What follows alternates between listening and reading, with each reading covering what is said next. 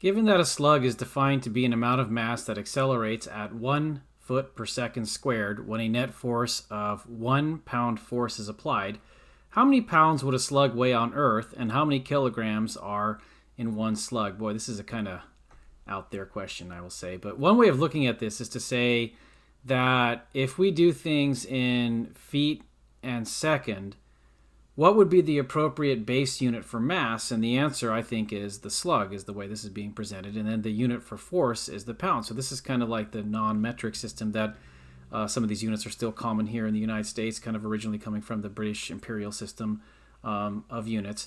But let's think about this definition a little bit here, because I think what I'm saying there is if I have a force applied of 1 pound force, and if I have a mass that is equal to 1 slug, I'm not sure how to abbreviate slug, so I'm just going to write out slug there. There must be an answer to that. Maybe somebody could Google that and send it to me. But anyways, the acceleration is 1.0 foot per second squared. So these are three quantities we're looking at here.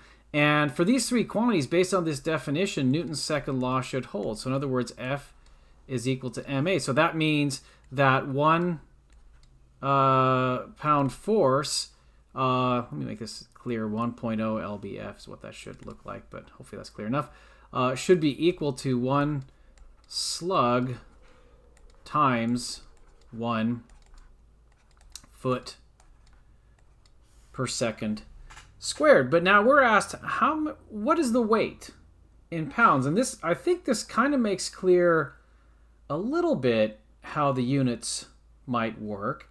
So given this mass of 1 slug, if you multiply a slug by some number in feet per second squared, you get something in pound force, in other words. So if I recognize that, well, the weight, Fg, weight is really Fg, is going to be measured in pound force, but weight is equal to mass times acceleration of free fall. And then if I want to do this, what I should probably plug in here is to say, okay, that mass is equal to 1 slug, but then I need to plug in for g its value in feet per second squared. Now, anyone know that off the top of their heads? It's about 32 feet per second squared, but maybe let's really quickly down here for a second. Remember that g is equal to 9.81 meters per second squared.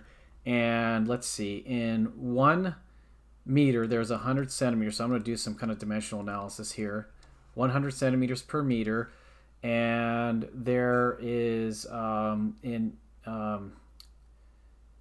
let's see, in 1 inch, that's what I want to say here. In 1 inch, there's 2.54 centimeters. And then in 1 foot, so if I do all this, it's kind of a pretty long set of conversions here.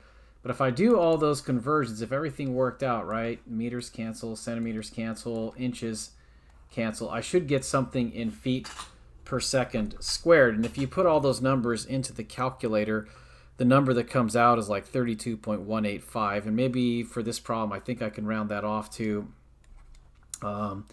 30, although maybe I'm being premature, but since we're going to multiply, I think just by 1, I think it's okay if I just round this off to 32.2 feet per second squared. And so that's the number I'd wanted to have put here. I just kind of checked it here, feet per second squared.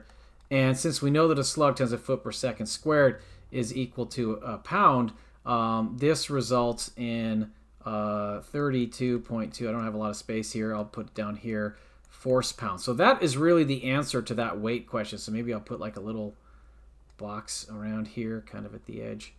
There it is. But we still have the question of how many kilograms are in 1 slug. Well, maybe what I can take advantage of here is the somewhat ambiguous nature of the pound as a unit, because there's the force pound, but there's also the mass pound. In other words, the mass of an object that weighs 32.2 pounds is really 32.2 mass pounds, or just ordinary pounds is the way we've often abbreviated them here. And then if I recognize that for every one of those, what I should say is that for every kilogram, there are 2.2 of those mass pounds. So in other words, take the 32.2 divide by the 2.2 pounds, and if you run that into the calculator, I get like 14.629, etc. But I think we can just round that off to 14.6 kilograms. And so this is the second one of my two answers here. So hopefully those will actually answer this somewhat interesting, confusing, I think, question. So looks like it worked.